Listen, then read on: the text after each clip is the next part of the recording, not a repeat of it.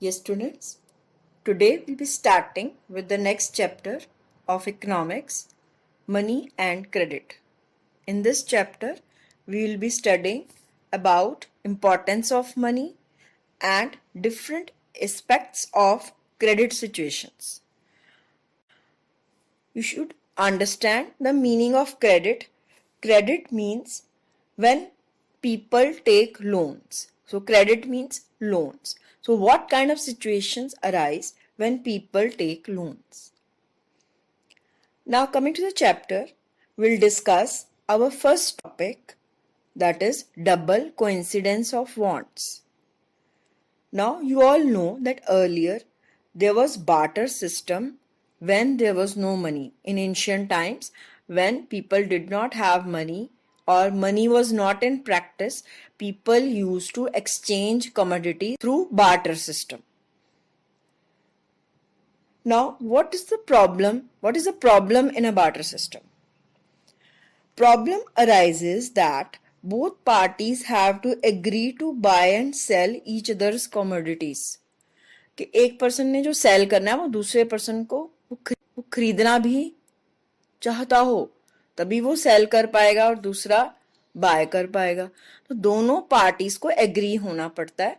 जैसे आपकी बुक में एग्जांपल दिया है वीट और शूज की, उसी तरह एक पर्सन को शूज चाहिए तो दूसरे पर्सन को वीट चाहिए. तो दोनों को एग्री करना पड़ेगा, मैं वीट सेल करूं और दूसरा शूज परचेज करे. Like a person has shoes and wants to buy wheat, he has to find a person who requires shoes and has wheat. Such a situation is called double coincidence of wants. इस तरह की situation को हम बोलते हैं double coincidence of wants, where both parties have to agree to sell and buy each other's commodities.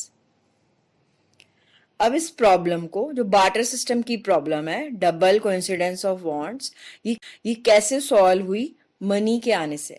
क्योंकि money से हम कुछ भी परचेज कर सकते हैं और हमें कोई इस तरह की एक्सचेंज की जरूरत नहीं है बार्टर सिस्टम जैसे. Money solves this problem of double coincidence of wants because money acts as an intermediate and medium of exchange. हम मनी देकर कुछ भी परचेज कर सकते हैं जो हमें खरीदना है.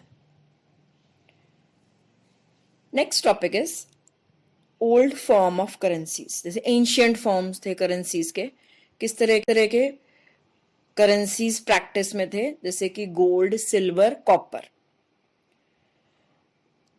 इन गोल्ड सिल्वर की अपनी भी वैल्यू थी. Means they had value of their own too. Means gold की एज ए मनी भी वैल्यू थी और एज ए प्रेशियस मेटल भी वैल्यू थी. तो एंशियंट टाइम पे जो कौन सी करेंसी थी, जैसे गोल्ड, सिल्वर कॉइन्स प्रैक्टिस में थे और इन कॉइन्स की अपनी वैल्यू भी थी एज ए गोल्ड और as a precious metal. Nowadays we have modern currencies which is of paper, coins, etc.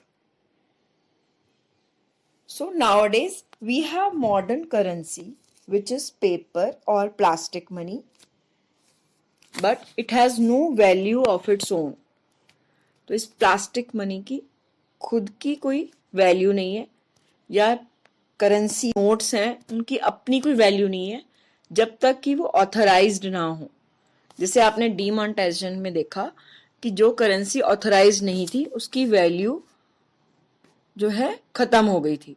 तो वही करेंसी प्रैक्टिस में होती है जो ऑथराइज्ड होती है गवर्नमेंट से. और हमारे कंट्री में करेंसीज ऑथराइज्ड करता है RBI, reserve bank of India.